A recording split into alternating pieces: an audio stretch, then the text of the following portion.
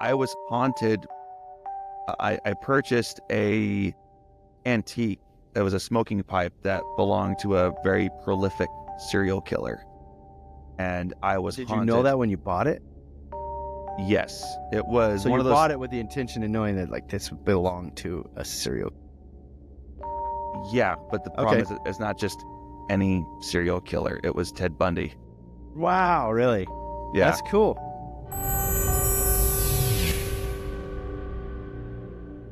So how were you able to authenticate that was the smoking pipe of Ted Bundy?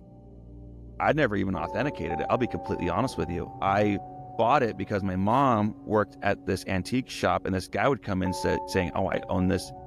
I'm a landlord. I have this apartment that Bundy used to live in," because he was a college student. He was always bouncing around different hunting grounds, unfortunately. Okay, so it was through that though. That's how. Yeah. Okay. Right. I was just curious, like, how did you find out that it was the pipe belonged to this?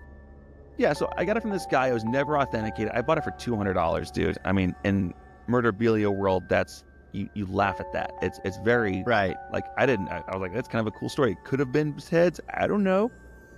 But the things that followed, there's no way that it couldn't have belonged to someone of that evil magnitude. And there's only one person who could have done it, unless Charles Manson, John Wayne Gacy, and these other monsters lived there themselves and hid a smoking pipe in the walls to be found during renovation. There's no one else it could have been.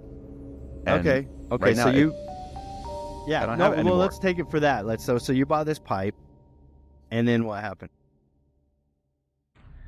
The first event that happened was seeing the silhouette, seeing faces, making phone calls. People would ask if I was dog sitting, and I'm like, no. Why? They're like, well, we hear growling, and I'm like, hey, coming out of your apartment or your dwelling, or just over the phone. Over the phone calls. So they're hearing growling. You're not hearing it, but they are hearing it. Yeah. Huh. It Awesome. would move. And so I had a case I bought for displaying baseballs, because they had like little cups. I'm like, oh, that works perfect for displaying a pipe, right? Right. So I put it in there, and it would shift on its own. And I would jump around it, and I'm like, come on, do something. It would never move, but it would. But when move. you'd leave and come back, you would notice that it had moved on you. It would move in front of my eyes, dude. Oh, okay. So it would move. Yeah. Did you ever capture that on video, or did you try capturing that on a phone or a camera?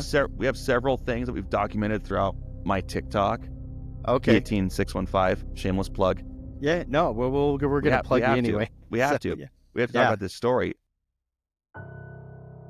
But one of the biggest things, there's a TikTok filter. I mean, take this for what it's worth. It's fucking TikTok, but it's the thing where it senses activity, like thermal, or it just sees. Like it it's does like something. a filter. Yeah, and you walk around, you show the room or whatever, and it lets you know if there's something nearby. Like something will just pop up, and you're like, ooh, creepy doll. All of a sudden has a person inside of it. You're like, ooh, stop that. Right. That happened with me, but when I was pointing it at the Bundy pipe, a face popped up. Oh, that's face. creepy. Yeah. A face. The most prolific thing, I mean, doors were closing. I had several friends of mine that were mediums come over and look at it, and each one had a different story. One woman even went into my closet and said, there's a man standing in the corner with long teeth. And get this, when I sold it to the current owner, we'll get to that part. When I sold it to the current owner, he told me that his wife was seeing a man with long teeth in her dreams. I never told him that. Wow. That's crazy. So very creepy. That's that connection there that, yeah. It was very creepy. And so the biggest thing was when I met my partner, Jordan, we were hanging out a lot. I was so happy. One night, we were just watching a show in bed, hanging out, and I looked over at him, and he was disemboweled. What? Blood on the walls. Hallucinations? Yeah. Visions. Wow. It was as clear as I'm seeing you. Right. And even creepier, he was kind of laying on the edge of the bed, and his head slid off of his body in this gross, off the side of the bed movement. It was fucking terrible. It was the worst thing ever. And at that moment, the next morning, I went to a bank, my bank, and I put in a security deposit box, and I was like, fucking thing in there. It's in lead. I'm not even a religious person. I found a rosary, and I wrapped it in that, because I'm like, I know Ted was religious, so this will do something for it. And I just stuck it in there, and I left it there until I sold it to my friend Kim Anderson, who owns Asylum 49 in Tooele, Utah. And now I know he that has place. it on display. And Wow. he's had some fucking stories you wouldn't So believe, it's man. So when you put it in that safety deposit box, then did the things die down for you, or that's how you determined that was the attachment, was because of that piece? Without a doubt, the activity stopped, but it felt like you just got done with a war. You just got violated, and yeah, there's still bodies on the ground. There's still holes and craters in the earth. That's how it feels. You just like feel it. How did you not? How long did it take you to get that image out of your seeing your partner like that? Like, I could imagine that still haunts you. You know what I mean? It's never gone. Yeah. I'm not gonna lie to you. Man. To be completely honest with you, I have nightmares. The fact that it lives there, that I had that connection with both Asylum and the pipe, without a doubt, I say to this day, I have nightmares probably twice a week about that connection. So you're still being haunted by that thing.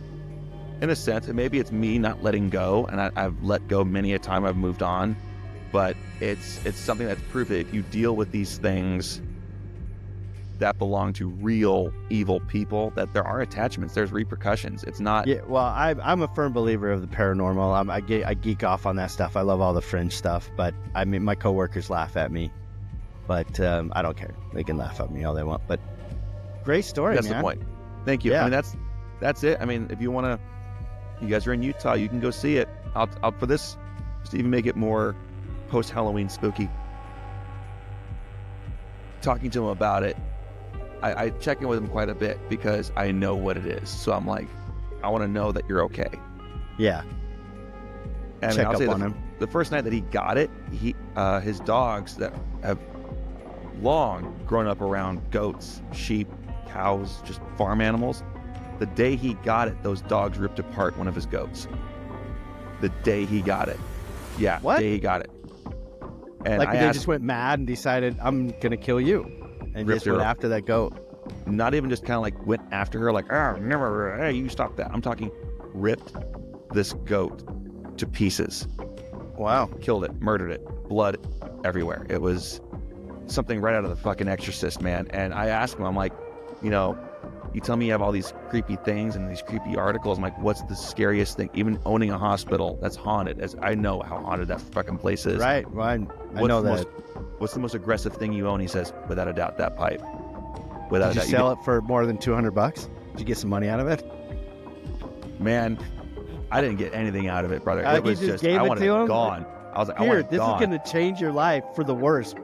And You I know, can have I it. know him. And I know he is the P.T. Barnum of horror and Halloween. I'm like, brother, I know you're going to do something with it. And the fact, I think me personally, it being in Utah where he liked to be, it just worked out better for everybody. No, it's cool. It's a cool story, man. That's awesome, it's Jake. I love Great, it. Man. thank you. I know. Yeah. Wonderful. Usually when I ask people, and they're like, "Oh, I got a haunted story," and then they tell me something, and I'm like, "Okay, yeah, like I guess that could be paranormal, but nothing is nutter butters as a pipe owned by Ted Bundy that causes dogs to attack a goat. They normally wouldn't. Not attack, shred a goat. Yeah, that's quite good the chain of events. Yeah, good times. Yeah, good times. Yeah, Good times. when you encounter an item that teaches you the definition of evil, that's cool. Yeah, no, I think Yeah, that'd probably make me. Maybe I'll make a song out of it or something. I don't know. Yeah, you should. Why not call it haunted? That's cool. Haunted goes great Boom, with Guillotine. So yeah, But it's right you on do par, a whole EP right on brand. that. Yeah, right on brand.